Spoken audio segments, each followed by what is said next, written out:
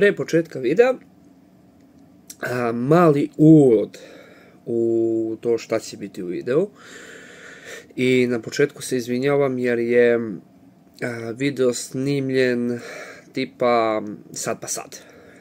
Što znači da nisam planirao da snimam, baš da snimam o tome. Ali, izvinite, malo sam bolestan. Prehlada u mozgu odavno. I snimljen je video s brda s dola bukvalno, ali zahvaljujem se čoveku koji je pričao o tome što će biti u videu. Inače čovjek se zove Neša i hvala puno. Vidjet ćete brašno, bit će tu. Evo onda kad kažem brašno, verovatno znate o čemu se radi. A ako ne znate, gledajte video. Tu je i moj kolega sa posla. I tako da, sve u svemu, u početku se izvinjavam, ja to ne radim stalno. I onda ja kad nešto snimim, ja zaserem, ljudski zaserem. Ali mislim da je ovo sasvim solidno i sasvim dobro.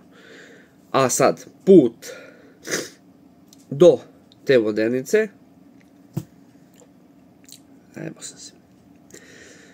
U stvari i naslov videa će biti tako. Put do vodenice izaći će ili sutra uveče ili preko sutra uveče. Znači tačan put koji vodi do vodenice. Ali od vodenice ima još nekih stvari koje vredi videti. Ali to će biti u sasvim nekom drugom videu. A vi sada uživajte u nastavku. Ljudi moji, dobrodošli u novi video. Gledajte ovo, dok nisam mislio na to.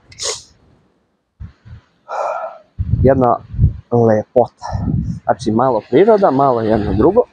Pošto smo došli tu da radimo, inače ovo je selo Bistrica. A ako nam sad bude bilo dozvoljeno, snimit ću malo nešto što se relativno više ne koristi. Vidjet ćete jednostavno o čemu se radi, ako bude dozvoljeno, ako ne, čisto dođemo ispred da se vidi. A onda, ne znam kako se čuje uopšte od buke vode, sad ću da primim kameru čisto da vidite o čemu se radi i ne više nećete da gledate. Nikad se ne zna. Nikad se to ne zna.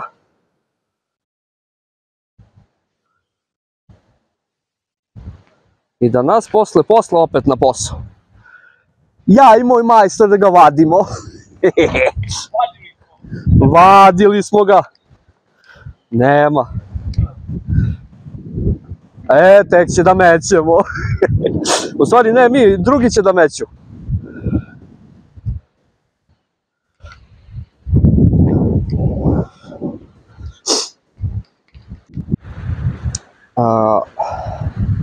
Ovo je tipa potok, ali gledajte jednostavno kako je to lepo, a i ne vidi se često, ako ne idete negdje normalno. Inače, promenjen je telefon, pa vidite i sami da je kvalitet slike malo bolji. A to ćete vi da procenite u video, jer će biti malo više tih, da kažemo, vlogova i tih stvari. Sad ću da odem da pitam čovjeka. I stigli smo tamo gde treba. Inače čovjek nam je dao brašno za kolješ, što bi rekli, ili ko ne zna za kačamak. I za proju. I za proju, obavezno. A to se zove vodenica.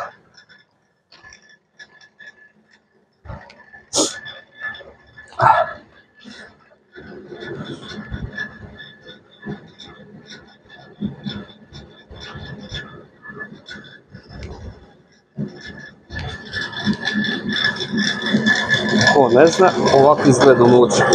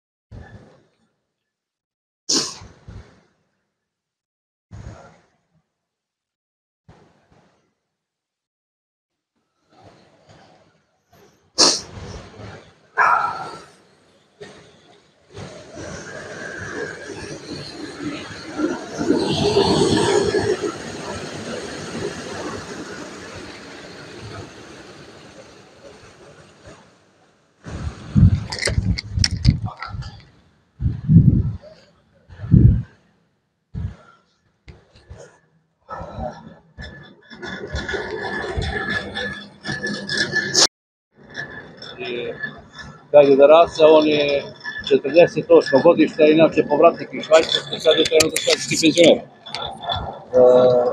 On je renovirao tu vodenicu i jaz isto, kad dolazi vode do vodenice, bilo je to sve zatrpano, otkopao to sve, znači to sve njegovih ruku delo. I ova drvenarija tamo, košić, takozvani da se sipa kukuruz, ovaj sanduk dole, sve. Znači sve to on je odradio. I pa ja sam sa njim kućni prijatelj, živimo se lepo i pomagali smo mu tu. Jednom smo preradili krov i podigli vodenicu za neki 20 cm da bude više, ali deda je visok pa zakačinio glavom. Da ne bi udarao glavu. Jer njegovi svi su mali ljudi bili pa tako ulazili i bilo problem. On je jedini najviši u familiji. I pokojom s Jeremidom to je trajalo nekih, šta znam, 7-8 godina. I pre 2-3 godine rešimo da stavimo ovaj Tiber Srep. Malo je dugotrajnije. I vuče na ono staro, ono dobro. Mada još bolje da je pod Jeremidom, ali treba vremenom to da se remeti, da se prepravlja, a ovako je dugotrajno i ostaje tu. Tako da, kad je Daraca usavršio mlin, za sad, trenutno ta vodenica najbrže melje, najviše može da se melje. I do 50 kg hibridnog kukuruza, znači do 50 kg može se melje na sat vremena. Kad je idealno, kad ima voda, kao sad što ima. Da, to sad što je kako treba i jak. Dok je osmak, kukuruz, on je tvrđi, njega treba mu sat i po sigurno za 50 kg. Ali opet radi kako baš treba. Radi, nema šta.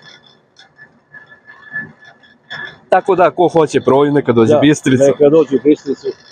Ima. Ko neće da melje na takozvani čekićar, pa da se osjeti ono hrskanje, da bude čisto kako treba. A nema, najukusnije sa potočare vodenice. Kako nije? Ima i ti mlinovi na kamen koji su na struju, ali to je velika brzina i to nije. I to ne može da se melje kao ovo sad. Nije taj ukus. Pa jeste. Što kažu, što sporije to bolje, što brže to gore bukvalno. Jer ja sam se nabrtnuo pre toga, ne. I za kraj, kad smo sve završili, ja i moj majstore, kaži dobar dan. Idemo. Mislili smo da idemo da izjemo neki kurac, ali nećemo nikakvi kurac. Ne je, nije se fala. Mislim, ako si je vama, jedete slobodno ko vi brani. A mi odosmo. Tako da, doviđenja. Ćao.